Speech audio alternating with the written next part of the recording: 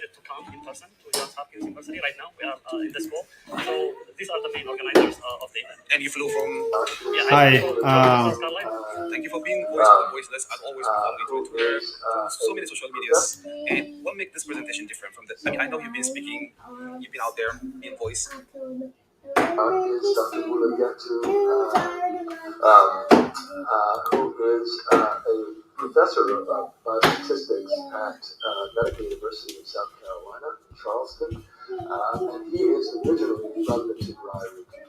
And so he's from Ethiopia, and he's going to speak to us about the terms of healthcare. Mulugeta Gebregziabher. I am professor of biostatistics. I am vice chair for academic programs in my school at the Department of Public Health Sciences, Medical University of South Carolina. I am not only a biostatistician, I have been a global health researcher for so many years. So I have been documenting actually data from vulnerable populations, not only globally, but also locally as a VA researcher on health equity and rural health. Next slide, please.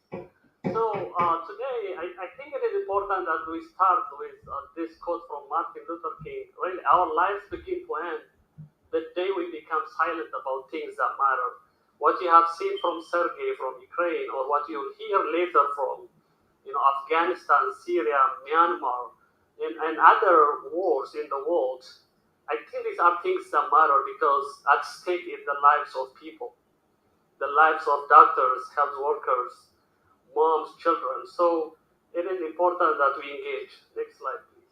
So the war in Ethiopia, especially I'm going to focus on the war in Tigray. As you can see, it's a unique war actually. This is a war that began in November 4, 2020, and it is 17 months now. I have a counter in my office that shows the days of this war. And it affects me personally, professionally, at different levels, okay? And as you can see, the war is, this is the Tigray region. You have Eritrea from the north. You have forces from the federal government and regional forces in the Amhara region, as well as even some forces from the Somali, country, Somalia, that have been attacking this region for the last 17 months. There is a complete 360-degree siege on this particular region of Ethiopia called Tigray. So when you hear all the distractions in Ukraine or other places, actually what I will show you would surprise you that this has not been talked about a lot in the news, in the media. So what I'm going to do today is I'm going to kind of demonstrate or describe some of the effects of this war, as you can see it, on health infrastructure, on killing of health workers, and also atrocities with enormous consequences on the physical, mental, and psychosocial health of millions of people. We are talking about 7 million people in the Tigray region. And through a study, some studies that I have been doing with my colleagues, I will show you some of the damage assessment to health facilities in the Tigray region. Next slide, please. Now, you might be wondering, actually, well, there are wars going on. There is no small war, but the war in Tigray is the world's deadliest war as we speak. It has been 17 months long, and it is one of the deadliest, it is the deadliest war actually, according to the Washington Post. Next slide. To give you some context, a year ago, June 2021, the EU envoy to the whole Ethiopia, Mr. Pekka Havisto, talked about the Ethiopian leadership vowed to wipe out Tigrayans. So this is 7 million people in the Tigray region. And you can see the next picture is from just this April. It's a report, a joint report by the Amnesty International and the Human Rights Watch. You can see there crimes against humanity and ethnic cleansing in Ethiopia, Western Tigray. We will erase you from this land. So, a year ago or even now, what you hear is intent really to harm a certain group of people. Next slide, please. And even, if you see the news stories over the, very limited coverage that it had in The Economist, CNN, you can see that a health facility destroyed here, You can see people starving because of the siege. You can see that even doctors are not spared from being starved. So here I think we are talking about famine, starvation being used as a weapon of war. Next slide.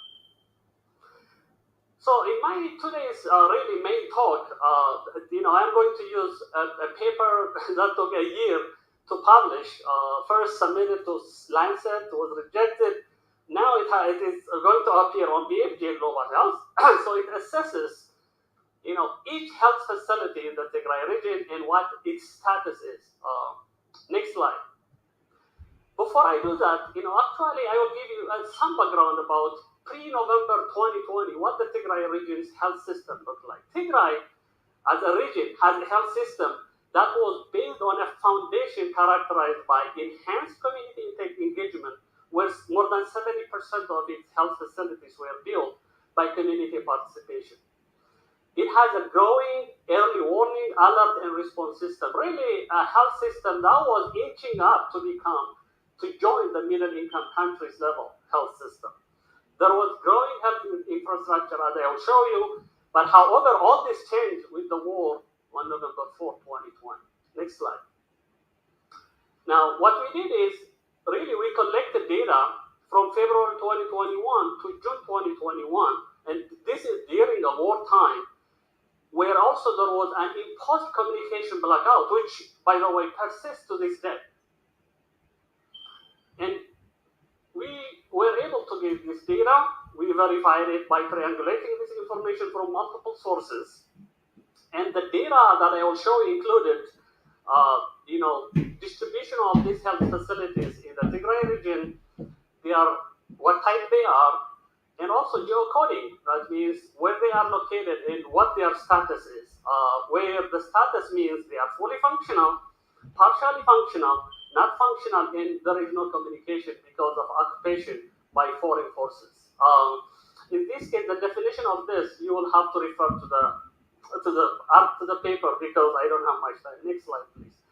And Tigray, as a region, one of the regions in Ethiopia, had 1,007 fully functional health facilities. And as you can see from this chart, it actually had a three-tier system: tertiary care, secondary care, and primary care. Where in the primary care, you can see that there were 226 health centers, there were 741 health posts, and there were some hospitals, of course, about 40 of them. Next slide, please. Now, what I'm going to show you is what has happened after the war started and to this day. And we did this mapping, and you can see really fairly there was a good distribution of the health facilities around Tigray, and the red is showing you that none of them are functional at all. They are destroyed. And there are some that are fully functional, and there are some that are partially functional, and there are some that are under occupation. Broadly speaking, as I summarize, only 13.5% of hospitals and health centers in none of the 712 health posts are fully functional at all. And only 3.6% of all health facilities are fully functional. Even when we say fully functional, actually, they are not functioning at the pre-November 4, 2020 level because of lack of water, lack of electricity, no communication. Health workers are displaced because of the war. Some are killed. So it is really a catastrophe when it comes to the health system. And Len was earlier saying the WHO still shows a zero number in terms of health facility attacks in the Tigray region or in Ethiopia, which is very sad. And 78% of these health posts and 72% of health centers, 80% of hospitals have been completely destroyed. So, it is really a very gruesome story to tell about what is going on in terms of health facility destruction in the Tigray region. Next slide, please. Now, the challenge here is this is not only a health facility issue, it's actually a multidimensional humanitarian crisis issue that I would like to bring to your attention. You have destroyed health infrastructure, you have dead and displaced health workers, and then because of the blockade, this is a man-made blockade by the governments, as I showed it, a 360-degree encircled state or region, no medical supplies and equipment. That means there is high demand for these things because of injuries, because of sickness, all that, but the supply side is almost none. Lack of food and essential supplies because there is a blockade, like I said. 50% of the population is at risk of death from man-made famine and starvation. I will show you a study we published in the Lancet Global Health that shows severe acute malnutrition a year ago has already tripled. And so imagine after a year, what must have been going on? Maybe it is sixfold, maybe it is tenfold, we don't know, because there is actually a problem of getting access to data. Next slide, please. This is the study I'm talking about. This is a study with a colleague at McGill University, which is one of the universities that had global health partnerships over the years. And you can see the data shows really very gruesome situation going on with children. Imagine this is hurting children and mothers. Next slide, please. We also published another study, BMG Global Health. This is published months ago, maybe 5-6 months ago. And this also documents some of the destruction on health facilities, the weaponized rape that has been going on. By the way, there is 120,000 women have been raped by forces in this region, mostly Eritrean forces, Ethiopian military forces, and we have also local militia forces, especially from the Amhara region. Next slide, please. Now, in conclusion, what I would like to say or to state is our studies and other evidences surrounding our studies have so far established that there is a systematic nature of the destruction of health facilities and killing of health workers in Tigray, as observed in many other war-prone areas or places like we just saw from Ukraine, Myanmar, Syria, Yemen, and other places.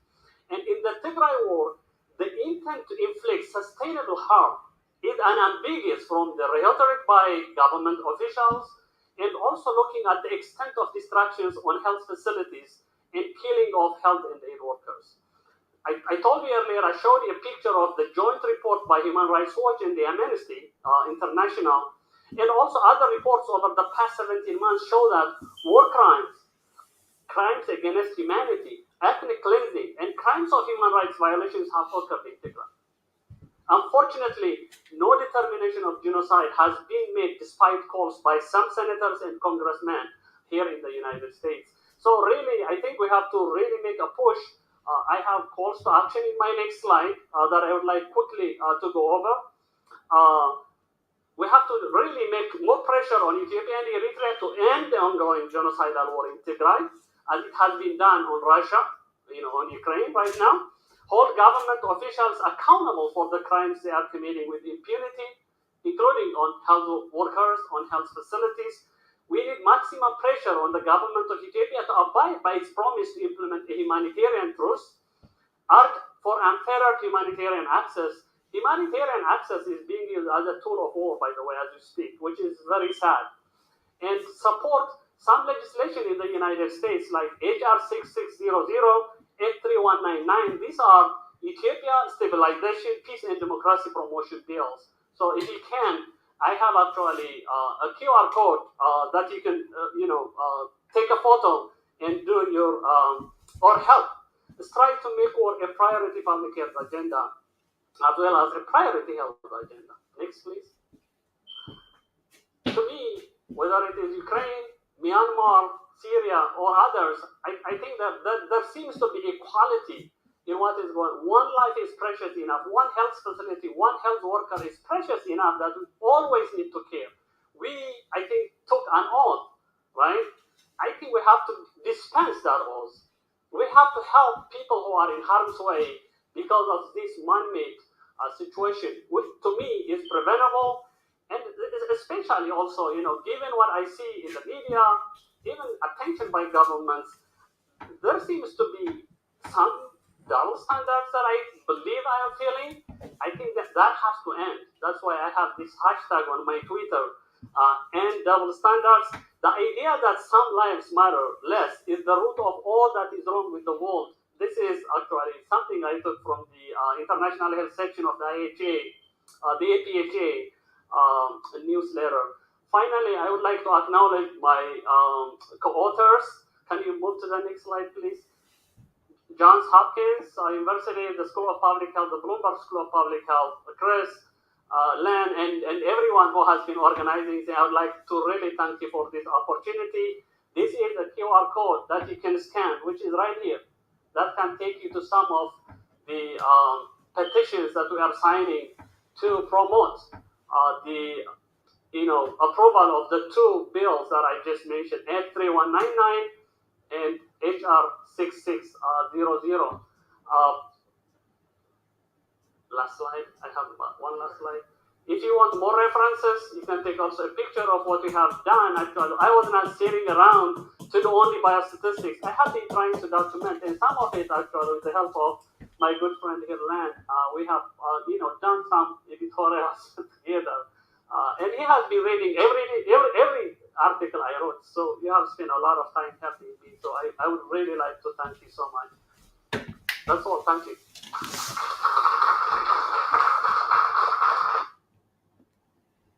For the past 27 years, we have had no Tigrayan-owned media source. It's only during the past 3 years that we've established our own media, highlighting the experiences of our people firsthand. It is extremely important to have our own media so that we can tell our own stories. That's the same reason why we need to be the ones supporting our media. No one else will. It's our responsibility to keep our media sources alive. They're the only connection we have to our people, and the only connection our people have to the outside world. We cannot afford to lose that.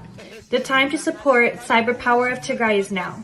You can donate using their TipHub account at tiphub.co/CPOTM using Zelle, Venmo, PayPal, or on GoFundMe. You can also join their list of monthly subscribers to show your continued support. Helping Cyber Power of Tigray means helping the voice of Tigray. This can also be done by volunteering your time and expertise in any capacity you can. Adjohom Deka Tigray. We see all of your hard work, and our people see all of our hard work.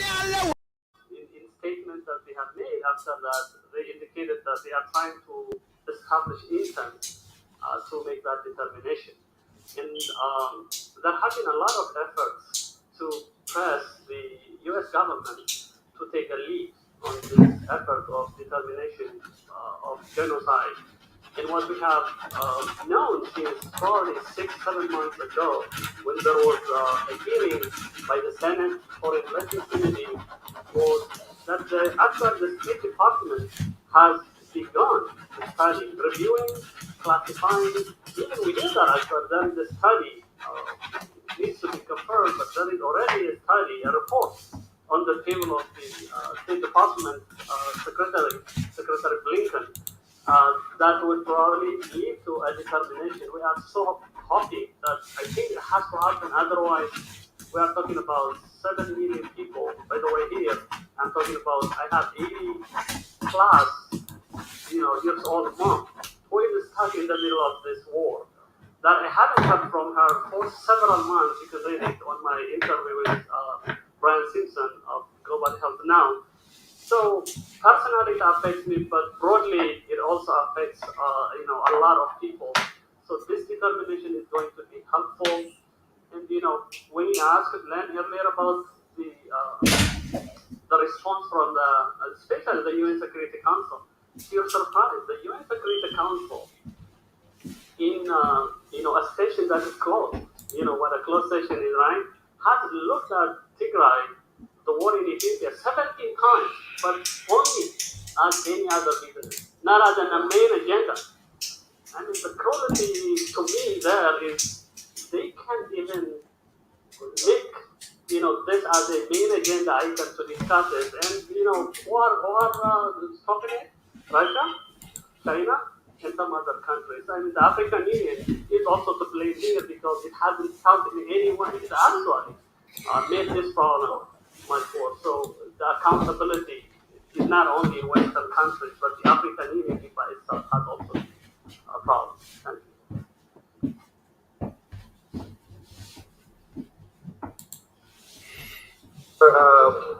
Today we just finished the presentation. And what was the goal of the presentation? Yeah, so the goal of the presentation was to make sure that the public knows the vulnerability of health facilities, health care by the effects of war. So really, all the presentations underscore how war affects, healthcare, how war affects health workers, how war affects, health facilities. So who is the audience of this presentation, and who is behind of this presentation? I know you mentioned in your presentation Hopkins, and you also thanking some people, individuals. So who is behind this presentation, or who do you think? So that's a good question. So today's presentation, actually the event is organized by the Bloomberg School of Public Health at Johns Hopkins University. And as we have seen in the presentation, two of the lead organizers, Dr. Chris Bayer and Dr. Len Rubinetsky, were part of really the main event organizers. So I was invited to come in person to Johns Hopkins University. Right now we are in the school. So these are the main organizers of the event. And you flew from? Yeah, I flew from Charleston, South Carolina. Thank you for being voice for the voiceless. As always, we follow you through Twitter, through so many social medias. And what makes this presentation different from the? I mean, I know you've been speaking, you've been out there, being voice, but what makes this presentation different from what we actually been doing? For example, So I think the relevance of today's event is one, it has broader, audience. It's not just only local audience, international audience because of the prestige of the school itself. And secondly, even when it comes to policymakers, I think they are going to. We had a lot of people who registered, more than 350 online. So policymakers, as well as academicians, researchers, people who care about global health, people who care about the international health facilities were attending this event, and they will multiply, including yourself, but international media, as I have heard from the organizers, we're already tuning in, listening to what we were talking about. So really the audience, the international audience, which we have been lucky to reach out in terms of Tigray media, I think it is going to be a very important opportunity for us to pass the message to the right audience. So what do we expect next from you as an academician or from other colleagues that you have sustaining presentation near the future? Actually, yeah, so tomorrow I am presenting again at a different group. And it's going to be, because I am here, I want to be the person. It's a virtual program, but the same global health researchers program organized by my university. So that is one. But the other one is, as you have seen, the people who organize this event, I have been working with them for a while now. So we will be writing editorials, invited commentaries on, like one of the most very prestigious journals like the Lancet. That will also help us to, bring the message home, which is the policymakers, the people who have influence to make a change when it comes to war, especially the determination of genocide, which we discussed actually, to some extent in this symposium or in this event. I don't want to hold you on your busy schedule. I want to thank, on behalf of my viewers, for being the voice for the voiceless for the entire 2-3 years since day one from November 4, and I want to personally thank you also. Well, I would like also to thank you because I think I have invited other media to come, but you came here driving an hour and something, 50 minutes for at your own expense, So I am so honored, privileged.